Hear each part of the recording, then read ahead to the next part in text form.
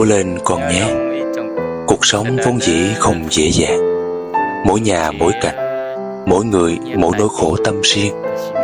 Đừng trách người không giúp mình, cũng đừng giận người không quan tâm mình. Sống trên đời này, ai cũng phải tự thân vận động. Vui buồn sướng khổ đều phải tự mình cảm nhận.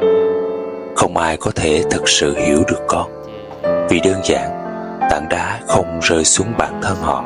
Làm sao họ cảm nhận được gánh nặng đè lên vai con mệt mỏi ra sao, đau đớn thế nào. Trên đường đời, chúng ta mãi mãi vẫn phải một mình bước tiếp. Người thật sự có thể giúp chúng ta tốt nhất, đó chính bản thân mình.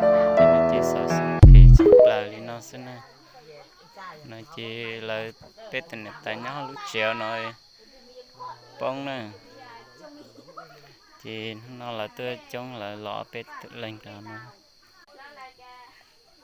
Họ chỉ trong li nó xí nè, xin nó tận nhẹ chụp là đi, nhớ trong li nó xí.